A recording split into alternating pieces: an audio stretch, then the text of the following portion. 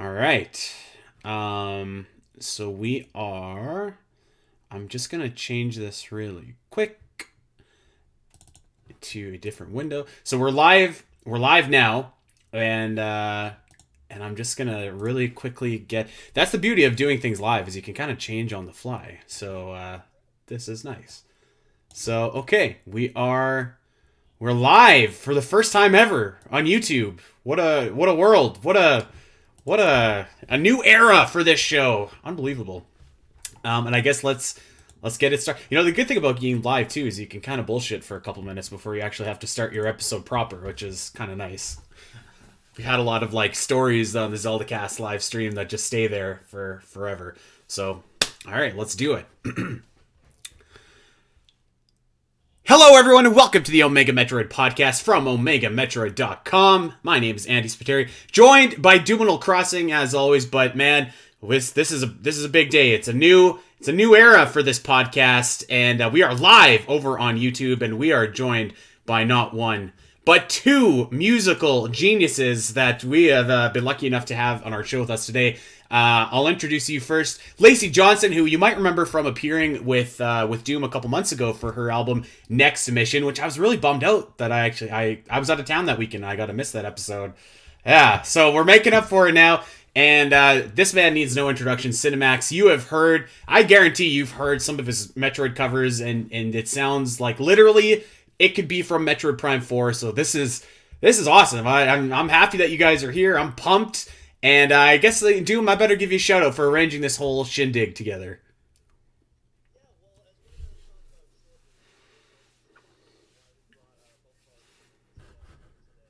But yeah, I'm a huge Lacey fan, huge SynaMax fan. I've been listening to you guys for a while. Obviously, Lacey, we brought you on over the summer of 2022 to talk about your new album, which I still have in my gym playlist. So, good job there. Hell yes. Yeah. Yeah, and then SynaMax. I've been listening to you now for a few years now since you started doing your music detective work, finding all these synth libraries and sample patches.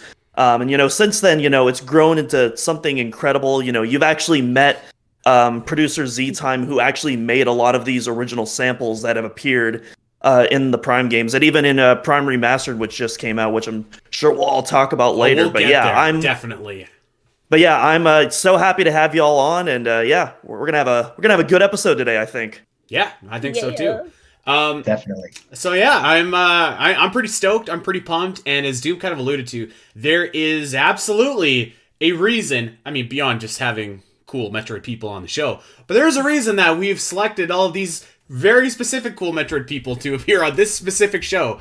And Doom, I kind of feel like again, this is your baby, so I don't want to overstep anything. I think that you should kind of lead us in, and we could build up to it, and then we can. Do I even say play the track? I guess there's my tease. Well, I think we might just drop the bombshell right now. So, all right, do it. So everyone knows that, Andy, Dak, and me, of the trio that's on the podcast, I am known as the music guy, but I'm not really more of a composer. I'm more of an engineer. I more like to work behind the scenes as a technical person. But throughout the years, because I'm the music guy, a lot of people have asked me, you should record a podcast theme for the podcast. And I'm like, I don't know. That's not really my thing. I don't know if I'm really comfortable doing that. It's not really my domain. But last year was Metroid Prime's 20th anniversary, which for me is a very personal moment in my life. I had a lot of personal projects going on, including a video I released on my channel, diving into a thorough analysis of that score. But also behind the scenes in secret, I started noodling around with some sheet music in MuseScore. And what started out as, a couple of measures eventually turned into a 3-minute epic. And I really liked how it turned out, but I thought, it doesn't sound Metroid enough. I need, I want to go.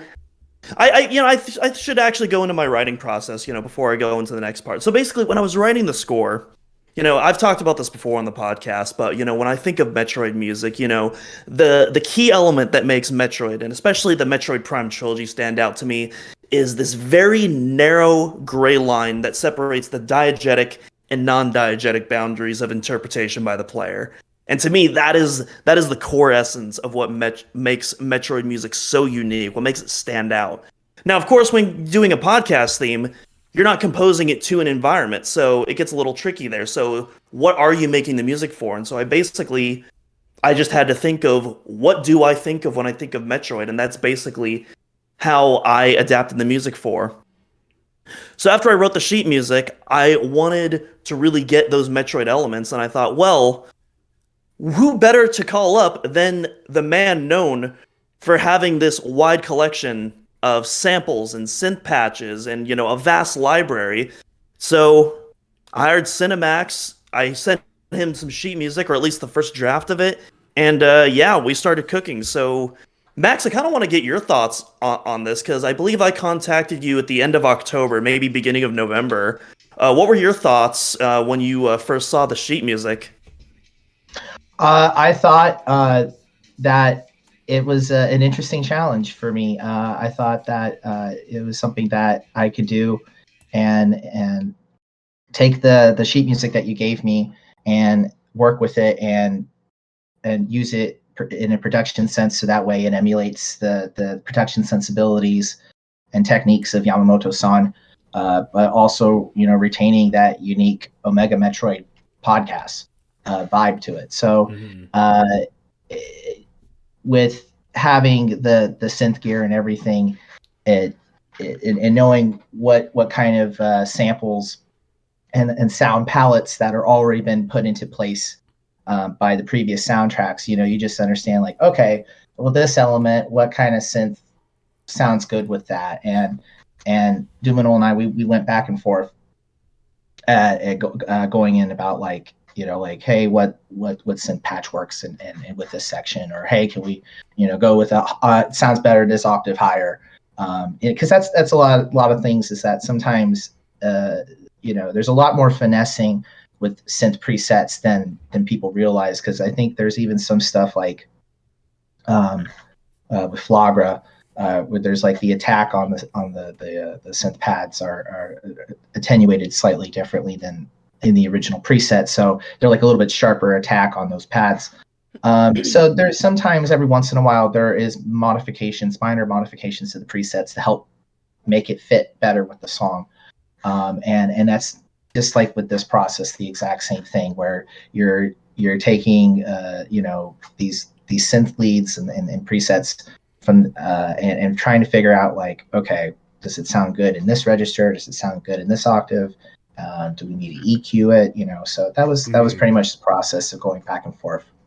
So, you mentioned, or sorry, you go, Andy. Well, I was just gonna say, like, I feel like maybe my role here with all you guys is to kind of represent the regular, like the everyman, because obviously you guys know your stuff. You guys are all like so educated the way of making music, how music like just functions, right? And like, I would never say that that's me, but one thing that I to be honest, like, even before I even like kind of put it together, like when I was younger, I would listen to some of this Metroid Prime music, and then I realized some of it was your music, Max, and I was like, how does this sound like Metroid Prime, and like, because it really, like I kind of said earlier, like it sounds like it could have just been ripped right from a cut area in Metroid Prime, or like a track from Metroid Prime 4 coming up, and I think. And you'll have to forgive me, because like I said, I'm not a music guy. Dude makes fun of me all the time for this, but like, I don't. To me, it's like the kind of like synthy, like twanginess almost of it that really sells it. And when I heard that in the podcast theme, I was just like, damn, like this is Metroid to me. So I don't know, maybe you could just like kind of explain to like the schmucks like me who are listening to Doom and being like, oh, what was that? I didn't quite catch that. Like, what is it? And just a bunch of your music in general that just makes it like so Metroid, like, for lack of better term. I think it's twofold, right? There is the production aspect, and then there is the composition aspect. And fortunately, we had the composition already there. And it already, when you think of Metroid Prime in music genres, I think of industrial, IDM, ambient, even a little bit of gothic with like Metroid Prime 2. Yeah. So listening to that music and using it as inspiration, as a base, as an understanding of like, okay, this is where you can get, even, and of course metal. I cannot forget metal, because Kenji Yamamoto is a big metalhead. And and he plays You good can guitar definitely, too. I was going to say, you can definitely see that in Prime Pinball. Hey. Yeah. and so there's a lot of when Chauffeur and I started listening to metal stuff, and I was like being introduced to that world, and it's like, oh my god, I could hear so many ideas and stuff. So it's like, for my next LP, I got like, I've been listening to Deftones and stuff, and like, okay, this is giving me ideas for some Prime inspired music. But so the whole notion is that like composition, getting back to my original thought, is composition is important. And I remember listening to one of Kiwi Talks' podcasts, and of the gentleman that worked on Metroid Prime Hunters. And of course, his name is escaping me. Lawrence, maybe. Lawrence Schwedler, I believe. Yeah, I think that's who. Yeah. And he was talking about how Yamamoto-san said, like, don't do anything that's like pentatonic scale or oriental sounding, because it doesn't need to sound like that. It needs to sound like more alien and stuff like that. Mm. So that was like one cue. I forget, that was either a guideline or in response to a cue that he had written. So understanding that those kind of guidelines and rules and stuff in the composition aspect is important.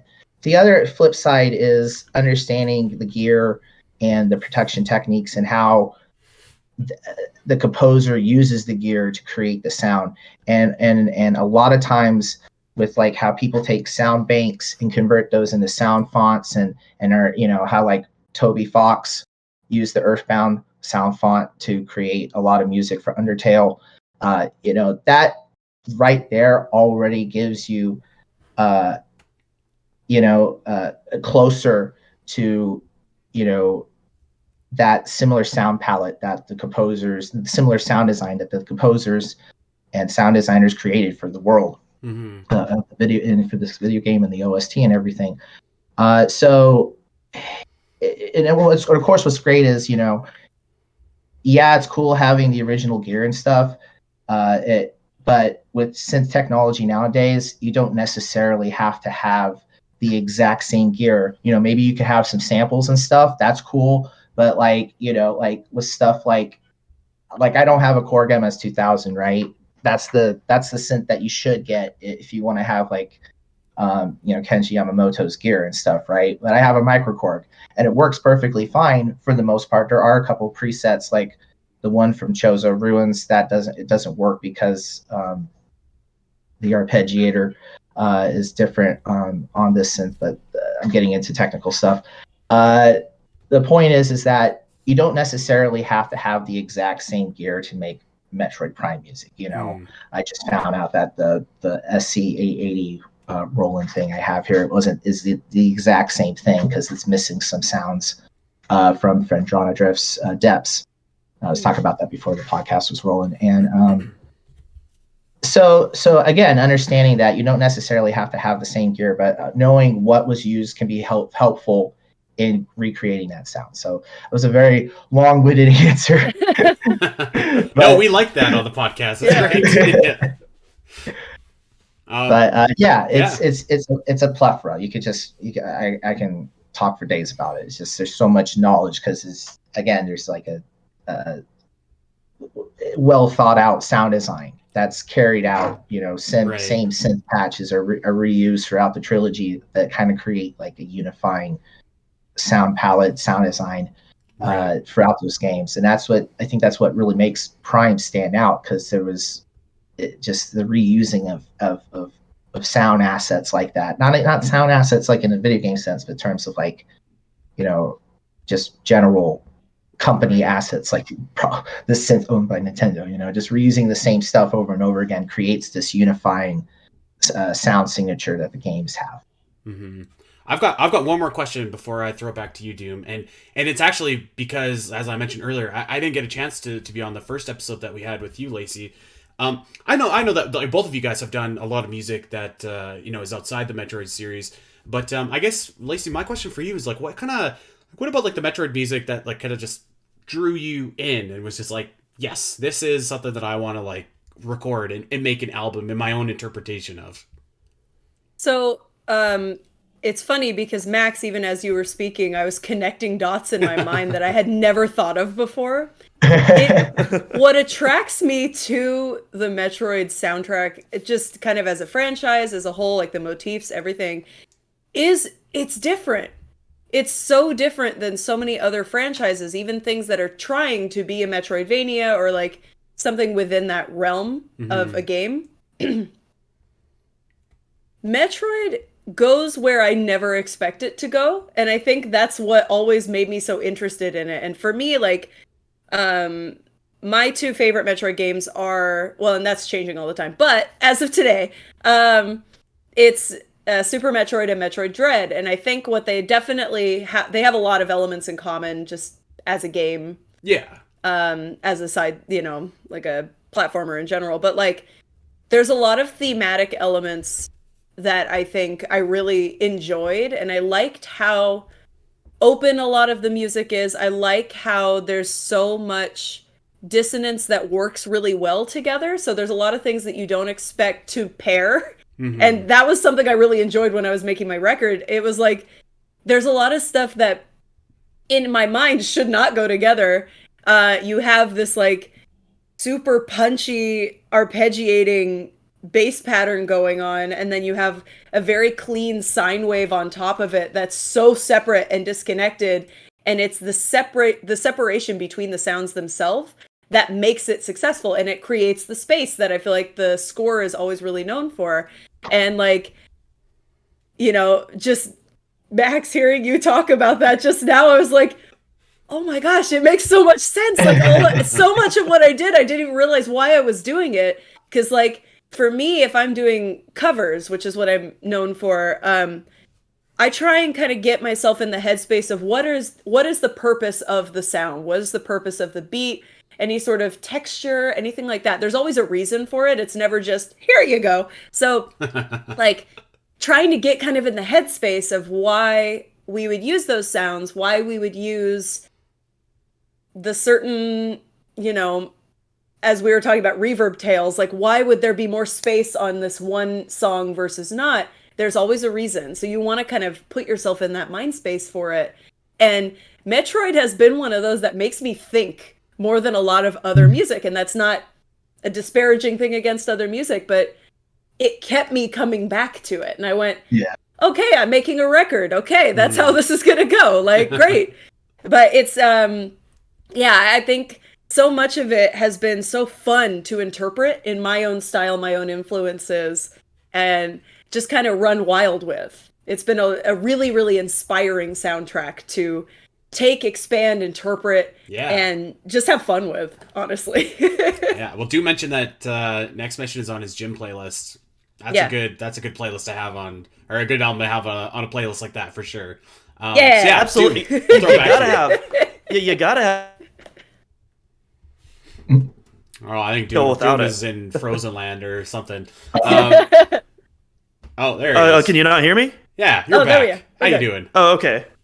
There we go. Yeah, I was just saying. Yeah, you got to have Ridley Sam on the weightlifting playlist for sure. Oh, absolutely. Yeah. Absolutely. Yeah.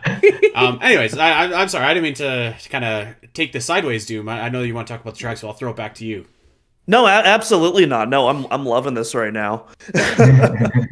But no, Max, you actually brought something up earlier that I wanted to go back to, and that is the finessing that we went through to get certain patches and samples just right. And I think you might know where I'm going with this, but there's one particular patch that we spent so much time getting it to absolute perfection. I think I used the Goldilocks porridge reference when I was talking about how fine-tuned I wanted to get, and that was the Invaders patch that appears near the end of the piece. And for those of you in the audience who don't know the names of these patches by heart, Invaders, you can actually hear this in the Prime title theme and a few other tracks that recur throughout the Metroid Prime trilogy. It's kind of the gross, squishy, organic like sounding patch that you hear in the title theme, that that kind of patch. That was incredible. That was like Such a damn good impression. accurate. Yeah.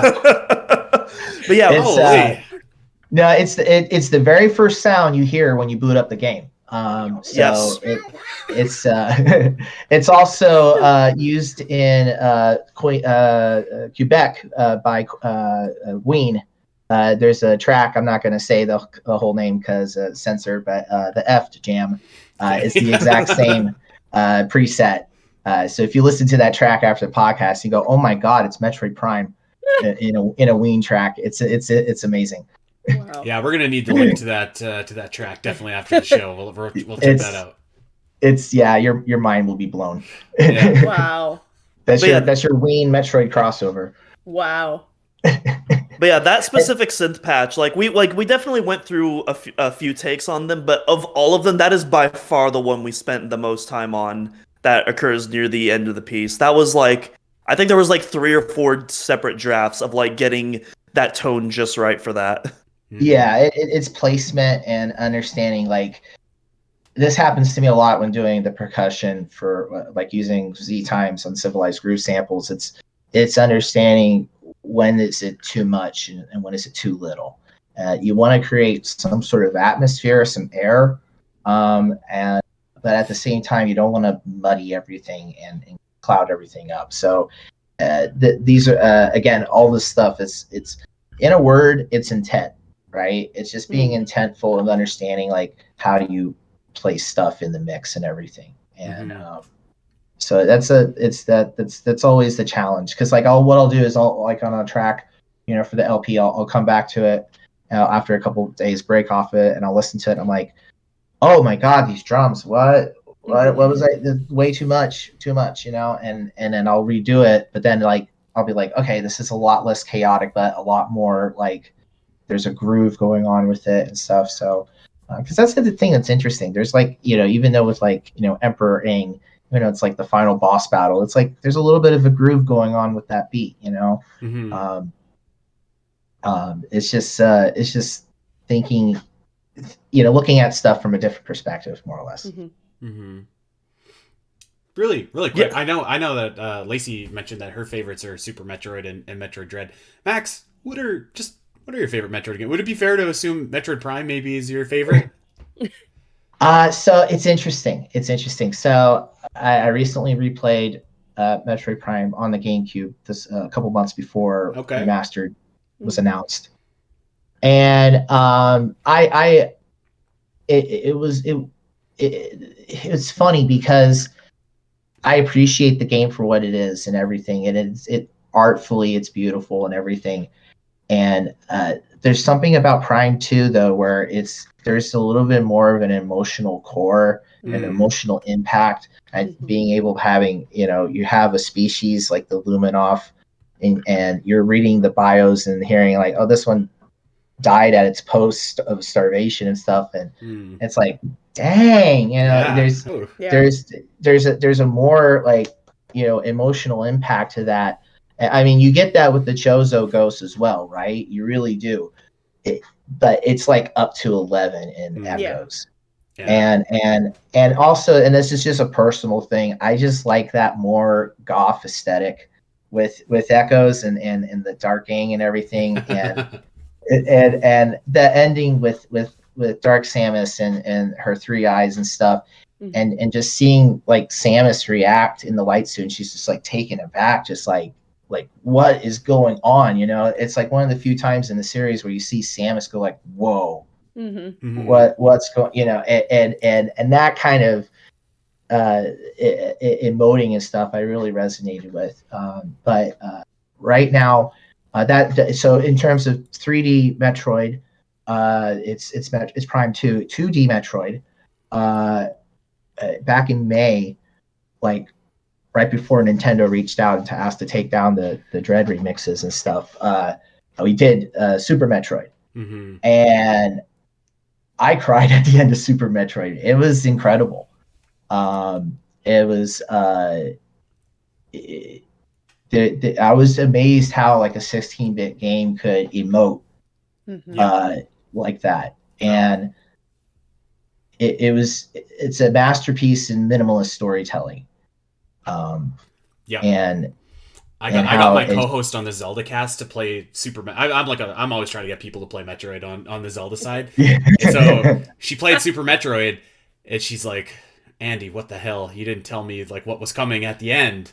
And she's yet to forgive me since. It's actually, speaking of Zelda, it's funny that you say Metroid Prime 2, because I always kind of, that's like the most Zelda Metroid game to me, because it's almost like you go into the areas and like you do them almost like a dungeon, and like I never thought of it like that. I see it that way too. You have minimal backtracking. Like there are some times where you have to go back to like Aegon or Torvsur, but it's very minimal. So it's almost like kind of you do dungeon 1, then dungeon 2, then dungeon 3. I've always kind of thought that it did a good job of like separating itself from Prime, which is kind of all over the place, and then Corruption, which is kind of just like more of like a straight story, I guess, if you would. So yeah, I do love how each of them are different. But anyways, Doom, I'm sorry, I keep cutting you off. I'm trying to keep you're trying to keep us on track. I'm taking us off track. You weren't cutting me off at all. I wasn't saying anything. I'm enjoying hearing everyone's stories. Yeah. So what happened next with this composition, Doom? Froze on my end. Oh, there we go. And we're back now. Okay, so so basically, things were going pretty good throughout November. But then we hit December, and then Max, we were talking about this before the show, but you had a flooding situation, very unfortunately, that thankfully it seems to have been sorted out by now, luckily. But yeah, that was definitely a big understandable setback. Why don't you talk about what that was like, I guess? Well, it's just the place I rent. We have I live in Florida, and the tropical storm Nicole came in, and the pipe is so old that it's like a galvanized pipe, and it finally went. And thankfully, it did not. The water did not get into my bedroom where all my gear is and everything, but it started flooding the kitchen and the back room and stuff. And it was crazy. Absolutely crazy, but fortunately, I'm a renter, so, but so the whole situation was another fun thing that real life does, as I'm sure everyone's aware. But I'm just grateful that nothing really bad happened, or no one got hurt, or no gear got damaged. So just very, just counting my blessings and stuff. So that's pretty much it. I completely empathize with you. Like 6 years ago, I was renting an apartment as well, and like we had water baseboard heater, and I was on the 14th floor, and the guy on the 15th floor, his burst, so my apartment flooded. But it like came through the walls, so like it wasn't like it was raining, but it was slowly kind of coming up, and they never fixed it properly, so it flooded again and again. Like every 4 months, it was like we had those giant dehumidifiers, and like I had no floor for a couple weeks. Anytime anyone says flooding, I just immediately, my heart goes up to them. Oh jeez. Yeah. Our community manager Lilith had a flood recently too. Although actually, it looks like she's on the tail end of it though. Luckily, her and her partner are gonna be out of that soon, hopefully. Yeah. I felt so bad for her, and I feel bad that happened to you. But I mean, like you said, at least no equipment or anything like that was damaged, so that's good. At least the silver lining. And the stuff that I have storage rooms, and that's where I keep all the stuff, like my my toy collection and stuff, and other games and stuff when I was a kid, and they're in plastic bins, so that was good, so none of my Lego or anything got messed up, but it was like it's nerve-wracking because it's like thank God we were at home when it happened. When it started. Because no kidding. 8-bit guy, his like place flooded while he was gone or something. This was like around the pandemic or something, and it was like snowing in Texas. You should check that out on his YouTube channel. It's just absolute nightmare. Oof. So Yeah, it's like it's no bueno. Yeah. No good at all. No good at all. Ugh. But so I mean, obviously things recovered and we got it back on track. What was the next step? Yeah, so basically, I was just gonna say, so yeah, after SynaMax told me that that the house flooded, I was like, okay, you know what? We're putting the project on hold. This takes precedent. You get that sorted out. We don't have like a deadline or anything, so we don't have to get this done like by January or anything. Get that stuff sorted out first, and we can just come back to this later once, all that is done. So I think we started up again about halfway through January. With the process again, and we really started getting on board with it from there. And as we were approaching the final draft, though, I was like, I like what I'm hearing, but there's something missing from this. And because at the end of the day, I want this to be a Metroid soundtrack, but I also, at the end of the day, it's also a podcast theme, and I want to put a little more unique energy. I don't want it to just be a Metroid ripoff track, even though most of the themes are original compositions, but just in tonally and stylely. And I was looking at I put random instrument names for the synth patches we were going to use, and one of the instruments that I wrote down was electric guitar, not intending to use electric guitar at all. And it's this very brief motif of the Prime 1 theme that goes do-do-do-do-do-do-do-do-do-do. And again, I never intended to put an electric guitar there. It was just kind of a placeholder instrument I used, but I thought, okay, but what if we actually did do an electric guitar, though? That might be kind of cool. And then I kind of went from there, and I was like, you know what? What if there was also a solo that was on top of this at all? Because it's kind of a reprisal theme from the beginning of the piece. What if we had a solo layered on top of that to really make this feel more grander and epic, to kind of send off the piece? And then immediately I thought, well, Metroid and guitar, well, I know exactly who I'm messaging. And so Lacey Johnson got the call. I want to say in February. I think I sent out that email to you. Yeah. Lacey, what were your first thoughts when you got this request?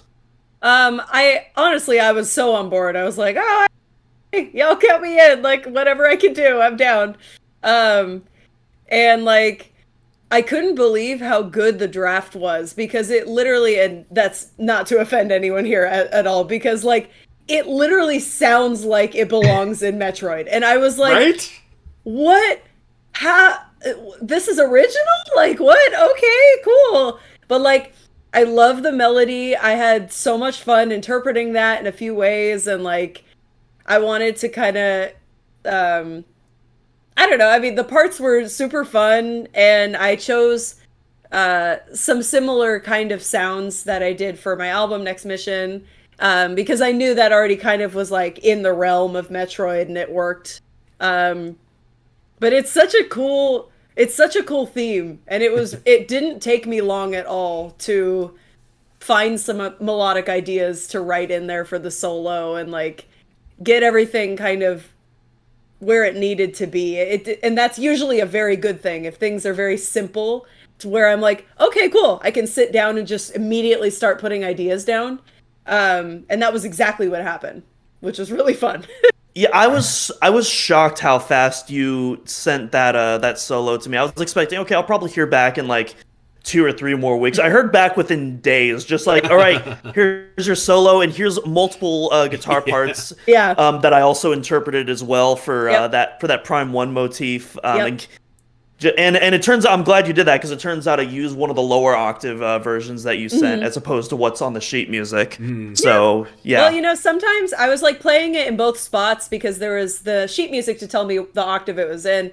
And I went, what if it was lower, though? And I played it lower, and I went, I'm going to send both. I'm going to record both. Let's just do my due diligence here. You can either, you can even make it all octave-y and sound very, I don't know, spacey or something. Like, those are musical terms I like. Yeah. Well, I'm trying, I understand. But yeah, you could use either, you could use both, you could switch, I don't know. Like, I was throwing the ball in your court just because it was like, well, I don't know, this sounds good to me, but I respect the composer's vision, and, if that's where it was, that's where it was. So either way, it's all good.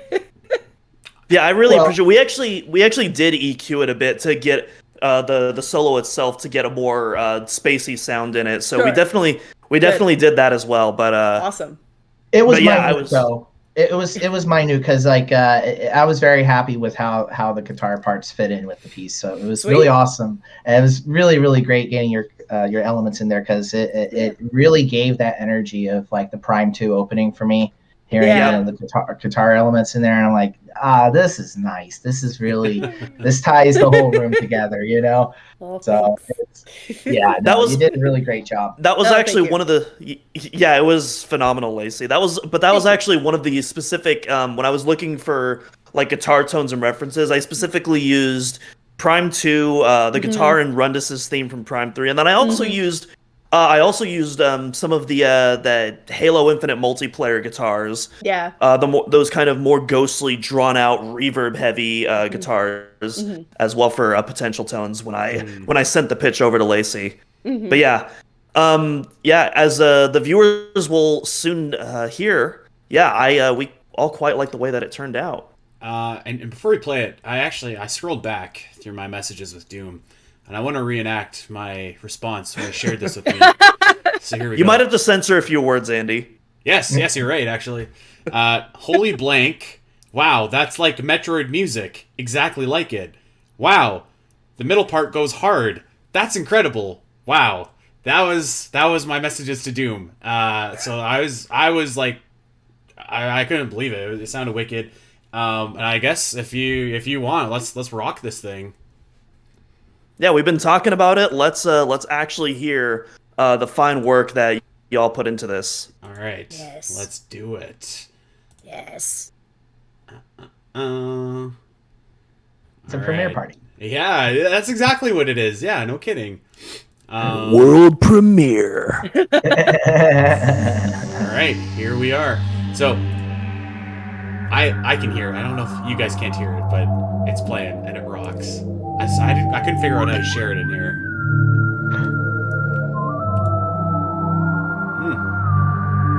I can't hear it. I know.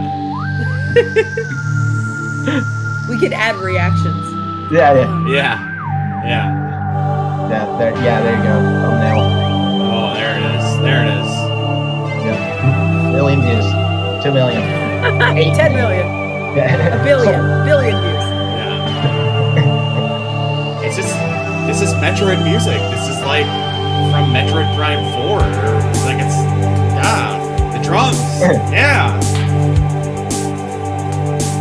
Yeah, when doing the drums, I specifically wanted to compose those in the style of Chozo Ruins, and so I was very happy that they turned out the way they did.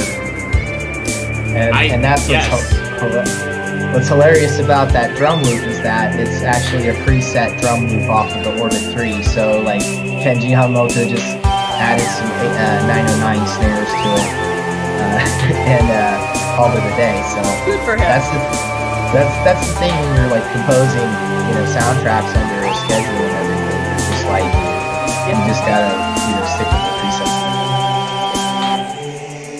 Yeah, and I think that Prime 1, that Prime 1 soundtrack was composed relatively fast in comparison to the sequels, because that was like right to the final mark when that game was about to be shipped. Yeah, it was like the last 3 months, if I recall correctly. You could hear a lot of the like early mixes and stuff on the demo disc, or like if you the kiosk disc. There's like, it's really funny. They didn't implement loop points in the music, so it's the earliest release of the game. Like the music implementation is so basic that they didn't have loop points. So there's like the audio stream files like 11 minutes of like looped music, and it's really weird. It's not. This isn't even on the cutting room floor. I should add it on the cutting room floor, but it's like these ADP files and stuff. But Antidote, my friend, will know what I'm talking about. He's the guy doing the reverse engineering along with the team at the Axio DL. They're doing reverse engineering the Prime engine and stuff, so you could do it like a PC port. So that's a whole fascinating stuff. yeah, it's cool. There's a lot of cool tech behind that and everything. So, but that's but we're not here to talk about that. How far are we in the piece right now, Andy? We are just finishing right now. With the, can you do the squishy sound effect again for us, Doom? That's what we're hearing. Yes, that is what we're hearing. It got DCMA'd. Yeah. Oh no! rip. There's the track. It whips ass. There's no other way to say it. I know I said don't use bad language, but here I am. You get one. You get one. I have a question for you guys and anyone that knows maybe answer. But like one thing, like the guitar sounds like Metroid, the synth sounds like Metroid. One thing that's underrated that I was like really rocking to that adds that Metroidiness is like, I don't know how to describe, like almost like the voice, like the like, yep. and I don't know what to call that, but like it just. First of all, what is that called? Second of all, those are choirs. Yeah. Is it just like literally? Yeah. Okay. It just like synthesized choirs. Oh, like it makes it like it sounds like just like exactly what you would think it should sound like in a Metroid game. It's just awesome, so awesome. Yeah. So that goes back to like when I was first writing the piece, and like when I think of Metroid, like one of the first thing I think about, especially when it comes to Kenji Yamamoto, is choirs. Like I think about the Chozo. That's such a huge part of Metroid lore, of the gameplay, even before Dread, and those choirs. Ever since Super Metroid, those have been a focal point in every single soundtrack moving forward. Every single soundtrack post Super Metroid has choirs, and so I knew I wanted to incorporate that in the piece. And I already knew at this point, before I contacted SynaMax, I knew that, he had already found several of those synth patches from not just Prime 1, but also some of the new ones for Prime 3. And we used all of those throughout this piece as well. We have the Prime 1. The Prime 1 choirs are the main through lines through the piece. However, that little interlude section where the Super Metroid theme crops up when the female choirs come up, those are from Prime 3, from the title screens particularly.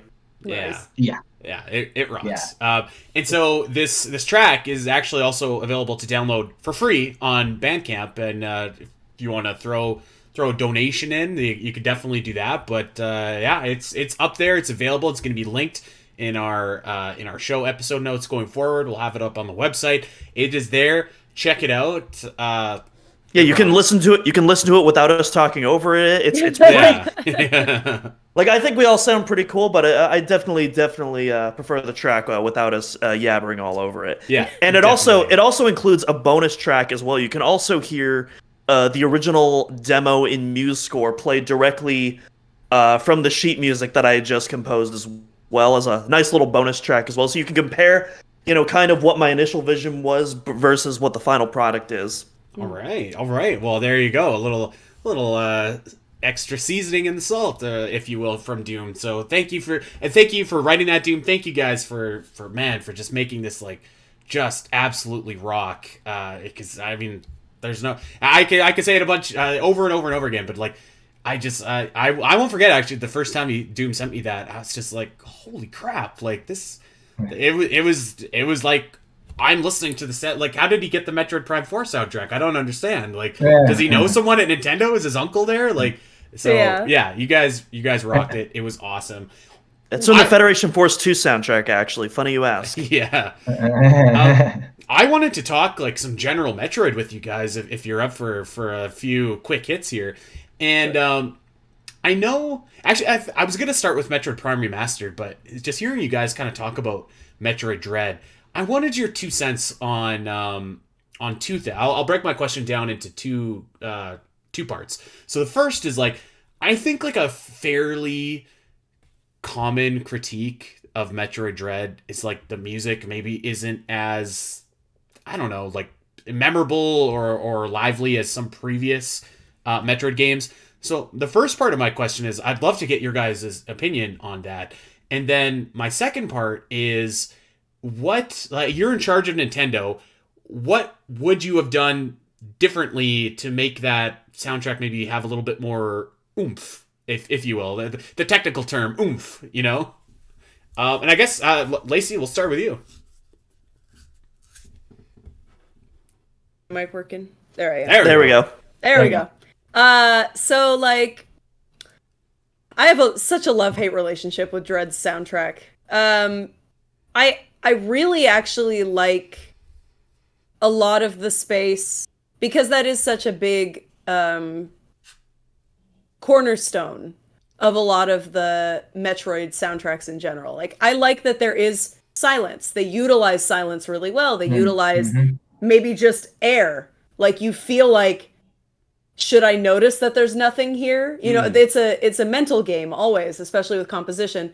I had a teacher once tell me, a music teacher, that silence is the most popular or the most important tool to use when composing music because it creates a pause. It lets you kind of process what's happening. So in that aspect, I love it. But Yeah. I just wish there was more, especially after like I've been playing them out of order just because I didn't grow up with Metroid, so I've been kind of going back on my own and playing titles. And after I played, especially Metroid Prime, the trilogy, I played it after I played Dread, and I went, oh, yeah, there really should be more music in here. I don't mind the pieces that are in there. I don't mind. I think it's fine. I think stylistically, it gives it, you know, a really like kind of ominous feeling as the listener because you're noticing there isn't something there. But especially with my favorite being like Super Metroid and then playing Prime, I was like, no, you can still do both. It can still work both ways. So I wish there was more music. I wish they actually maybe took some of like the old themes and brought them back. They've started to kind of throw some motifs in like some of the pieces, and of course all the names are escaping me right now, but like there were some nods to old Metroid motifs, but I'd say for the most part it really didn't have the characteristics that I think the franchise is so well known for. So to follow as the Mr. Nintendo, I really would have liked to have seen a little bit more of a callback to some of those classic themes, even in just a very ambient, ominous way that they were going for conceptually with Dread. I feel like just having that a little more would have made it a much more successful soundtrack as a whole.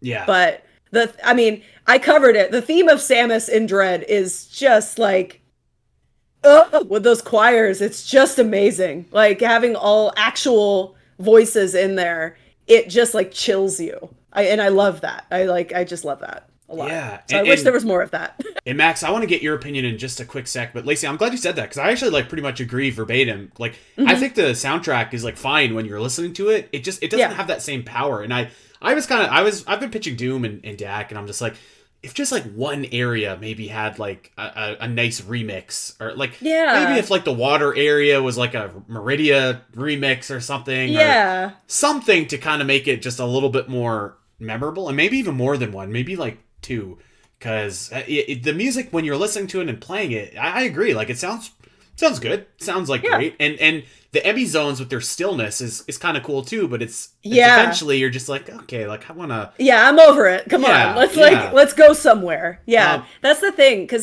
the music should drive the action, and I think it should all complement each other. Yeah. And for a game that's so action-driven and so tense in a lot of ways, I think the music doesn't deliver to keep up with what the action of the game is doing, personally. Yeah, no, I agree actually. Max, what do you think? You're in charge of Nintendo.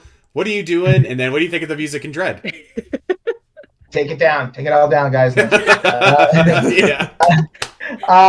So first, very, very valid, strong points by all you guys. Like there is something inherently missing, and there's and just to give you guys context, I haven't played the game yet, but I have seen the long play, and so I know what to expect. And music that I was expecting to hit a certain way did not hit, like boss battles and stuff. I'm going, where's the groove? Where's the like even weird music has like Super Metroid's minor boss confrontation, the piano one with score. That one, it's minimalist as hell, but it has a weird like vibe. Yeah, it's got a weird vibe, a weird melody to it that sticks with you. Yeah. And I think melody is something I keep on reading on music Twitter over and over and over again by people. It's just this buzzword that keeps on popping up as of late, and I really think that really is, even though these songs in Prime and Super Metroid, even Super Metroid introduced like real ambient elements into you could only do so much with NES, right? But or Game Boy, but with having sample playback on Super Nintendo, you really can actually get like ambient sounds out of that device. And so even with that, you can still have like melodies underneath that, even though you're going 80 BPM, even though you're going unbelievably slow, you can still have something that your brain later on recalls and goes, yeah, like the Crater, right? At Super, you can hear those choirs in your head. So I think, and it's been a while since I've seen the long play, but I think back to Metroid Dread gameplay, and there's a disconnect. I think that while Kenji Yamamoto supervised the soundtrack and everything, I think that it's just I think it's almost like they were trying to do something different, and it kind of fell flat. And you can kind of tell that with just the story of the game too, how there's really no Metroids at all. Right. It's like even less Metroids than Echoes, right? And that was already a big deviation. From in terms of like there's not really any. It's a story in the universe of Metroid, right? So whereas this is direct like lineage with Samus and the Chozo and everything in Dread, and if you're going to be doing something like that, then bring back those themes, and the theme that they did bring back was Red Brinstar. It's like, well, you already did that in Echoes. I was gonna say, like, I feel like that's and Samus Returns. Yeah, and that's one of my favorite tracks in the series. But like, it's come back like a lot, and when you hear it, it's just kind of like, again, okay. Yeah. There's other themes. Yeah, right. There's good ones. Yeah. So it's like, don't get me wrong, I love that theme, I love it, but it's like there was choices both in composition and sound design that I'm going. Like, it took me a while. I like them now, but the Emmy beeps were really weird at first. I was like, this is really kind of like, now they're kind of charming and cute and deadly. But like at first it was like, it's like, what is this R2D2 thing? And beep, beep, beep. and I think that's the other thing. Like this puts me probably in the minority. It's like, I don't like the ending for the it's like, it's too much Star Wars for me. And nothing wrong. Max, I totally agree, just FYI. I don't think that's actually that unpopular, to be honest. I like the ending, but I know many don't. Yeah, it's like, what happened to my the ambience and the drive and the industrial, it's just like there was a darker edge to Prime that I realized that, and there's, but so did Super Metroid. Like there's kind of weird, creepy, dark elements in Super Metroid, but it's still got that, you still got chibi animals in it, right? You can have like, Japanese sensibilities and stuff like that in that kind of game, and still have like, it's kind of like Twin Peaks in that sense, right? Where you just like, so am I still connected? Yeah. We can hear you. You're good. See what's going on is Discord's got no video feed. So it's like my video went out. So oh no, you're good. You look great. We got you. Yeah. Okay, cool. So, but it's like Twin Peaks, right? Yeah. Where you have like this weird, like, you have funny stuff and crazy, or Earthbound's a better example, right? Where yeah, you want to diversify your content in the game. So you can't just be like B movie sci-fi all the time. You want to like branch out into that universe and understand like, okay, what so like Prime kind of did that, and Dread tries to capture, I think, a lot of Super Metroid. And I only just started playing Fusion, and I understand that Fusion has a very similar control mechanics and stuff to Dread. It kind of feels the same, because that was the first thing I noticed, is that like Fusion has like, you're a lot more fluid than in like Super Metroid. You're a lot more floaty and stuff like that. And so that the like even Fusion has like themes and stuff and songs that, like, you're fighting a boss, right? Like we just did Security Robot last night, and you're fighting a boss and you're like, that was good music. I want to play the boss again because I want to hear that track. You know, I don't think Dread has that. Nope. What would you have done to like make it like? I'm sorry, Doom. Oh, well, what I would have done? Yeah, you go first, Max. Yeah. Oh, I'm sorry. Yeah. Well, really quick in a not long-winded answer. Basically, like, yeah, like I would have reused some of the assets and sounds that like have already been established in the trilogy with Prime, or at least maybe not, like, again, more callbacks to like the original themes and stuff, but also like understand what made those themes and the sound design in those original games, what made them great in the first place. And I think there was just too much of like, let's try to play it safe. I think there wasn't enough like really like experimenting and trying to get like a unique, like a definitive sound signature. So I see that. Yeah. Yeah, I've talked about my thoughts on Dread soundtrack multiple times in the podcast, so I'll try to keep it as brief as I can. But Max, you used a word earlier on that perfectly summed up my thoughts, which was disconnect. And that's what I think of when I hear Dread soundtrack. I think this belongs in a completely different game for the most part, with some occasional exceptions. And while Andy and I have talked about this before, while I certainly would have liked to see more classic arrangements appearing from the previous games, I've talked about how I thought it was a huge missed opportunity that the return to Criteria theme after you get power bombs. I feel like that would have been the perfect like return to the surface theme in Dread, especially because that's never appeared in a Metroid game before. But that's neither here nor there. While I would have liked that, I don't think that's the biggest issue with the soundtrack. My personal issues with the soundtrack is just a lot of that disconnect and a lot of these sound palettes that don't feel like they belong. And I feel like it's especially present in the boss themes. Like you were mentioning. There's these very cheap sounding orchestral synthesizers used, and it almost gives off this feeling like they're almost played off of toys in many instances. I think of the SQ theme in particular, which is that B boss that gives you the storm missiles off the top of my head. And I was listening to it and I'm like, this sounds like a Mario Galaxy boss. This doesn't sound like a Metroid boss at all whatsoever. And then Ravenbeak, which is a theme that I actually really enjoy.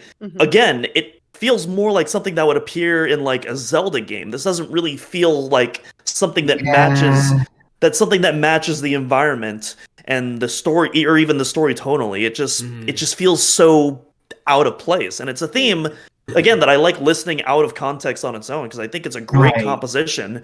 But in the context of the game, it's that disconnect there.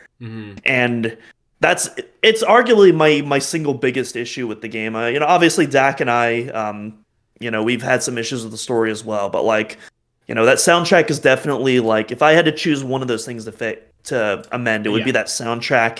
And I was talking earlier about how Metroid music to me, it's all about creating that fine line between diegetic and non-diegetic, and it would be going into those instrument and sound palettes first and foremost, and finding sounds and samples that both that double up both as melodies, but also can be reinterpreted as sounds that could potentially be emanating from the environment. That's actually one thing that I think the Emmy zones do incredibly well in this game. I think the Emmy zones follow that rule very nicely. Yeah, I think I feel like Achilles heel is too like strong of a descriptor, but I feel like the thing that's been lacking in the two Mercury Steam Metroid games for me has been music, because I didn't love the music in Samus Returns either, and I always bring this up, and it just seems so odd to me how, like, we were talking about maybe they should have used a callback theme, and like they did that in Samus Returns, but like I don't know if you guys have played this, but like every time you go into like a heat area, it blares that Norfair theme at you, and it seems like they, like Mercury Steam or whoever's handling the music, it doesn't, disconnect was a good word. They don't maybe realize why these Metroid themes hit the way they do when they do. So I yeah, it's interesting to hear like your guys' perspective on that for sure. Well, it's funny because the two of the tracks that were taken down by Nintendo were the Central Core phases for Metroid Dread, and I actually did like those tracks. They had that nice industrial vibe that I wanted, and there's like a weird like atonal high pitched synth thing going on that at first I was like, I'm not sure if I like this, but I got used to it. But I did remixes of those tracks with kind of a more of a prime instrumentation and everything. Right. And I thought they sounded pretty good. And I thought, like, yeah, with a little bit of reworking, like, there's something you could polish here and make actually good. I absolutely loved your interpretation of the Central Core. I especially love I think it's in the second phase. I love that Super Metroid alarm sample you put in there. I thought that was so awesome. Thank you. Yeah, that was so cool. Like discovering that, because like, a couple of friends and I were going through that sample library, and it was just like, this sounds familiar and this sounds familiar. That's what happens with like my friend Infomaniac.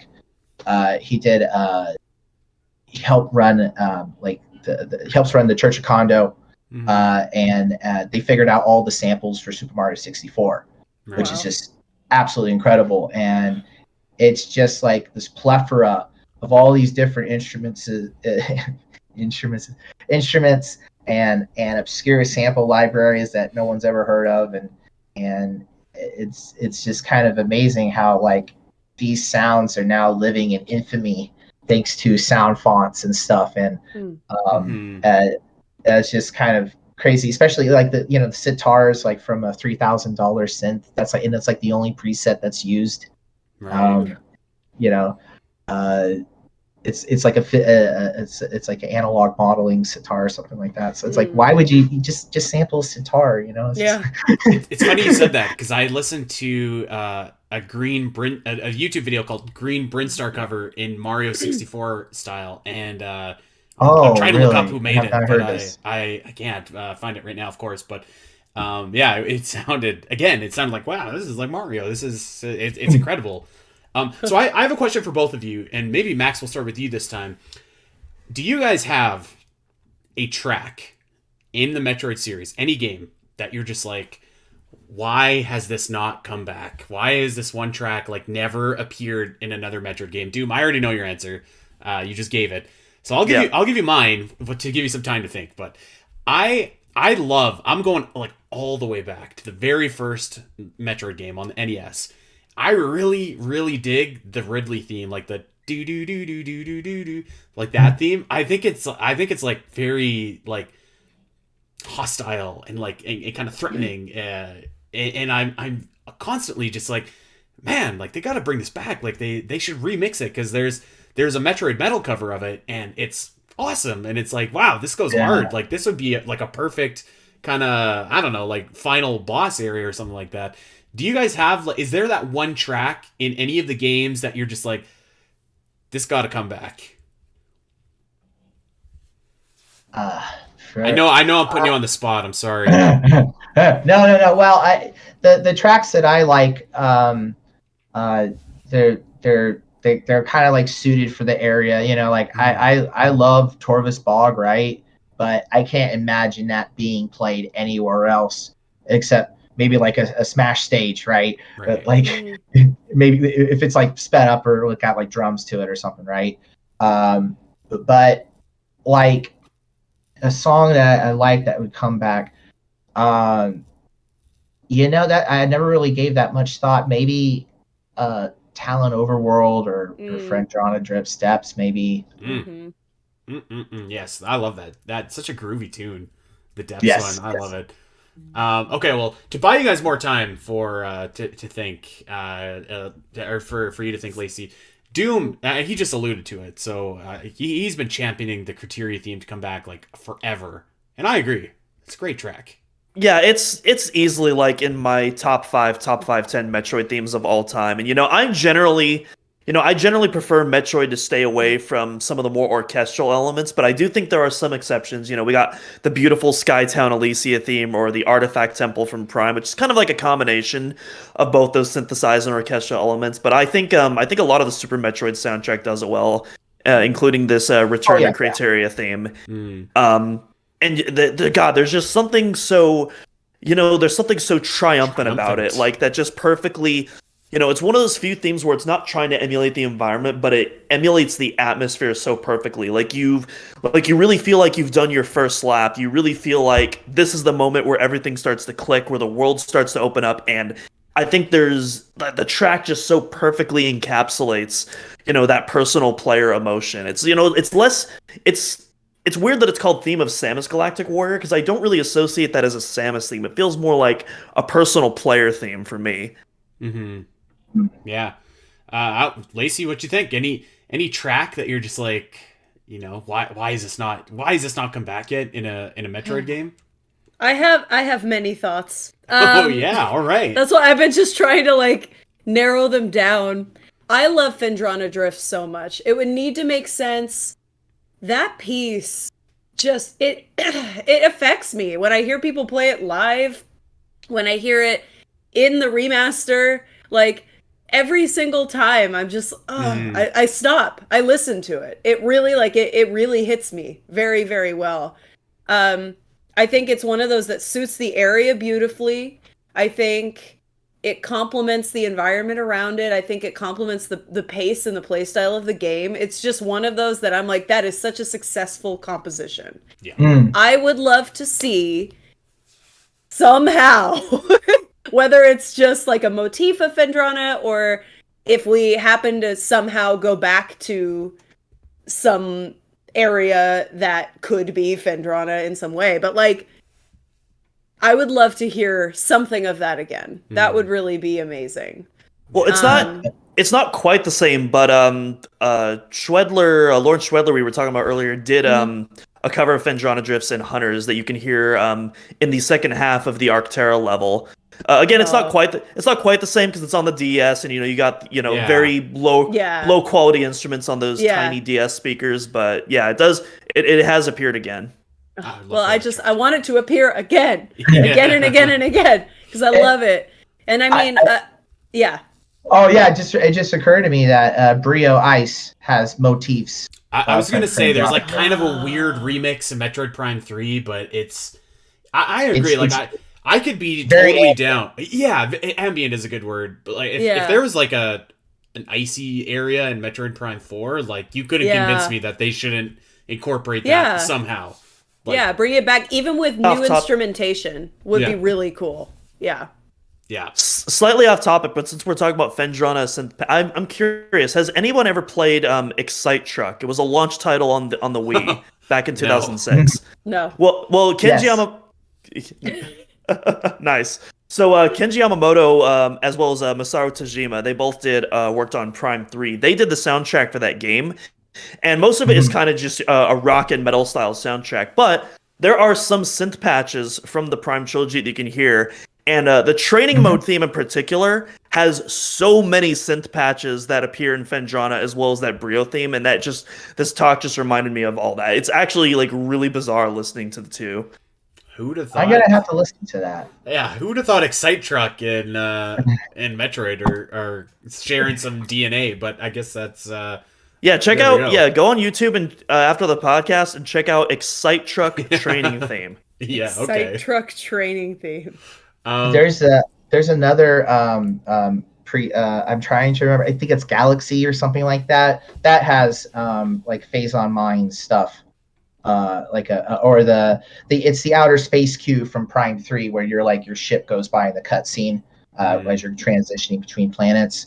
That pad is used in Excite Truck as well. Yeah. And that's like an emu thing, sound module. So there's like, that's what's so funny about like when you reuse sample libraries or gear and stuff, you end up like, there's no intent, right? You're just using these sounds, but you end up subconsciously bringing over these familiar sounds to these different titles, and I think it creates confusion a little bit, especially for people like us, where we're like, I've heard this before. Why does this sound familiar? Why does this sound?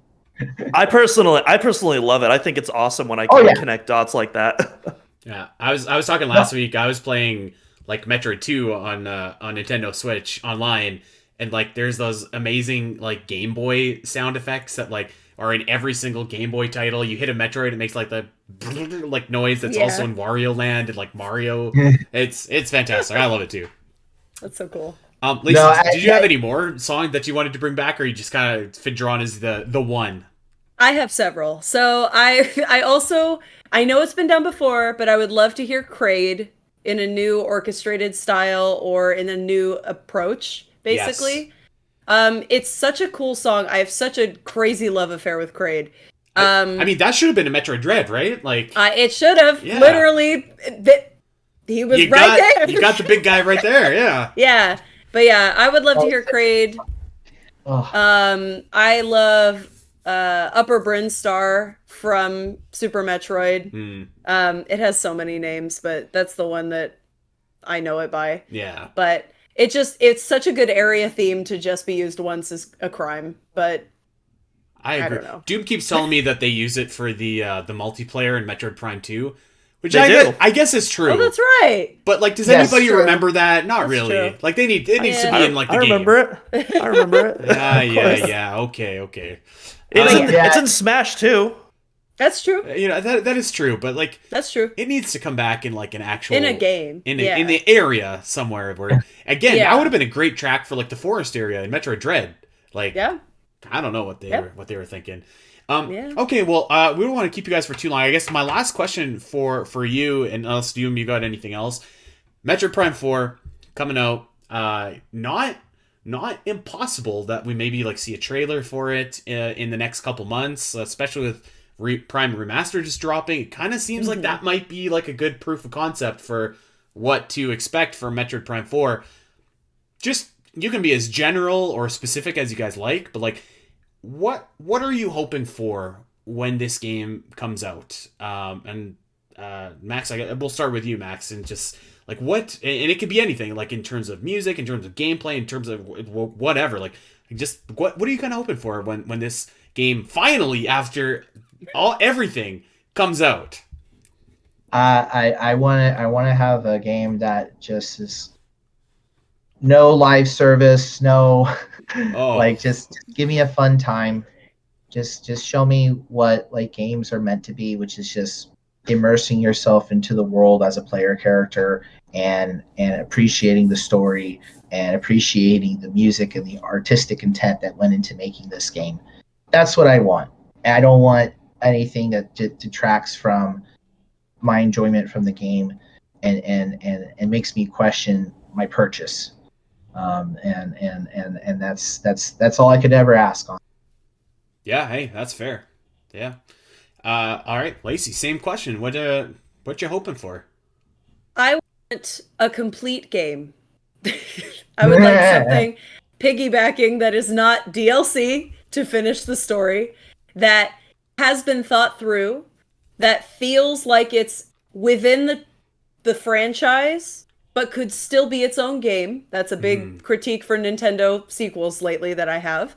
I want it to be a concept that's executed, because just like Max said, when the game has no idea what it is, it's so obvious to the consumer, to the player. And I think that it should just do what Metroid does so well, in that it creates its own genre. Is it horror? Is it action? Is it sci-fi? Is it fantasy? Is it everything? Tell me. You know, like, I don't want to have to guess where it belongs within, like, every other game that I'm playing. I want Metroid to just be the amazing, like, space fantasy whatever that it is, and just immerse us, be a full game, and just be unapologetic, because that's the most fun way for me. I'm very easy to please, but that's, like, the most fun way to experience a game, is when it feels like it's a complete piece of work with a vision. Yeah, I can't disagree with any of that. It's I think we might see something soon, which seems surreal. I hope so. Considering the road we've been on. Did you guys get a chance to play Remastered? Metroid Prime Remastered? Yes. Loving it? Yes. I love it. Yeah, it's pretty incredible. It's Yeah. to see a game that looks like that on the It Nintendo looks so Switch. good. Yeah. So good. I love it. I was pretty convinced that Metroid Prime 4 was coming out on, like, the Switch 2 or whatever it's going to be. Yeah. Until I saw... I think that still could be on the table, but when I saw Prime Remastered, it's like, holy smokes, like, this is... Yeah. Ooh. Yeah. It's such a beautiful, beautiful addition to the games we already have and the ports we already have. So it's so nice. I love it. Yeah. Okay, Prime well... Remaster. I was gonna say Prime Remaster is incredible. Just make sure to credit your dev team next time, Nintendo. Yeah, that's a big that was part. pretty. Yeah. That was pretty slimy. Yeah. That's true. And True it's that. surprising that it's not been patched yet, because it seems like such an easy thing to do. Yeah. Yeah, it really does. I've been thinking of an idea for my YouTube channel of, like, making a video where I'll, like, just write additional music to go with another staff roll of the OG credits. Yeah. So that way it's like, hey, you could this is a simple solution. Just Yeah. just add a little extra length to the video file, or a couple extra strings to the credits. It's very simple. So I haven't got a chance to play it. I've seen Vinny play it a lot on live stream, Vinny Vinesauce, and I think it looks phenomenal. I think Retro did a really, really amazing job. I made a video on my YouTube channel about my reaction to the staff not getting credited. But the whole going through the assets, looking with my friends who are, again, Antidote and everyone working on the Metaforce engine and everything, they were also looking through the assets and everything, and it was just so cool seeing everything. Like, more stuff was making sense in terms of, like, the developmental history of the game, and we got the original file names for the sounds and everything, so that was really cool. And understanding, like, and getting to hear, like, sounds in stereo for the first time. That was really, like, you could appreciate the thought and care that was put into it as a result. Mm-hmm. And I really think that's what's got me, whenever I eventually get my hands on it, that's what I'm really looking forward to most, is seeing like, this is made by a team who actually cares, and I appreciate it. Yeah. Very well said. Very well said. Mm-hmm. Okay, well, guys, thank you so much for contributing and making this track whole, making it real, making it sound like it's from a Metroid game, and just for making it awesome. It sounds absolutely incredible. And Doom, thank you for putting the whole thing together. I think you did a great job, and you deserve to pat yourself on the back, my friend. So yeah, there you go. So yeah, we are gonna get out of here. But of course, we want to let everybody know where they can check you out all across the internet. What kind of projects you got upcoming? Lacey, why don't you kick us off? Where could we find you? Sure. You can find me on just about every social media. I'm at Lacey Johnson Music on everything. On Twitter, I'm at Lacey J Music, because it wouldn't fit. I'm on tour right now, so I'm coming to Wisconsin next weekend at the Midwest Gaming Classic. You can see me performing there, and then I'm coming to VGM Con in Minnesota in a couple weeks, in Minneapolis. And then I'm also doing a show in LA at the end of April. So pretty much I'm coming to a lot of cities. So Hell yeah. follow me on social media, and you can kind of see I will be probably coming somewhere near you in the near future. Just stay tuned for that. Yeah. I unfortunately will not be in LA until early May, so I'm just going to miss that, I think. Dang it. By a week. But that's okay. No. Check out Super Nintendo World while you're there. That's true. Yeah. I There you can't go. afford that yet. That's a couple years away. Another time. I'll come when Metroid World is built for sure. Yeah. Oh, Oh, yeah. absolutely. Yeah. Day one. Max, what about you? I have my YouTube channel. I have several videos in the process. I got my Castlevania Symphony of the Night video coming up. And Yes. I also have, I'm working on my Metroid inspired LP. And that's been a slow cooking process, but it's I'm looking forward to, I really think this year is going to be when it's going to be released. So I'm debating if I'm going to start a Kickstarter for that or not. I'm not entirely sure. But if you want to support me, I have a Patreon. So just patreon.com/SynaMax, or and of course you can check out my YouTube channel, SynaMax Music, and I have a Bandcamp, and that's SynaMax.bandcamp.com, and that's where I have my original music as well as some Metroid Prime inspired stuffs there. So yeah. Awesome. Well, you also have your not to double plug, but you also have your own podcast as well, don't you, Max?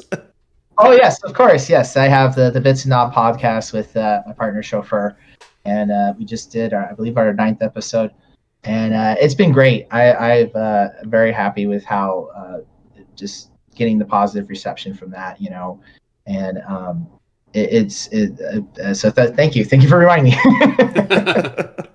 I was gonna say, because I'm a big fan of that podcast. Like, you should plug that. Thank you. Yeah. Thank you. That means a lot. Yeah, it's always like it was just a really cool idea of like, well, let's talk about music and video games and because it was amazing, like playing Silent Hill and like going like, oh my God, there's all these references to Sonic Youth and stuff, and it's like it's like, this is cool. There's Portishead posters in the diner. This is cool. Like this is the merging of these two amazing worlds, and getting to talk with Z Time and everything, and hearing how he was inspired by Prince and all these amazing people and stuff, and how that you can kind of get that sensibility listening to Uncivilized Grooves, and so it just seeing this lineage and everything, and how everything's connected. That's what kind of is the whole idea behind that podcast. It's kind of like bringing to light all these amazing things that inspire us in our creative journey. Mm-hmm. Yeah, that sounds awesome. Well, yeah, definitely go check that out. Check out Patreon. Check out YouTube. And like I said, they're everywhere, and they're making awesome music everywhere that they go. So make sure that you are giving them a follow. And that, my friends, is gonna wrap it up. So we are going to get out of here. We would love it if you guys could check us out on Twitter. We are at Omega Metroid Pod. Here we go. I am at Spateri316. Doom is at Doominalcross. Lacey is at Lacey J Music, and Max is at SynaMax. So go and throw us all a follow. Keep it locked to the Omega Metroid podcast for all your Metroid news. Recommend us to that Metroid fan in your life, and wherever you get your podcast, like, subscribe. You know the drill. Until next week, everybody, we're going to be streaming on YouTube, so check it out. We're going to try and do this consistently at the same time that we did this week. So. We got some fun stuff going on. Thank you guys again for joining with us and helping us kick off this new era of the podcast. Check out the theme; it's over on Bandcamp. The links can be everywhere. Download. It's fire, straight fire. So make sure that you have it. We will see everybody next week. Take care.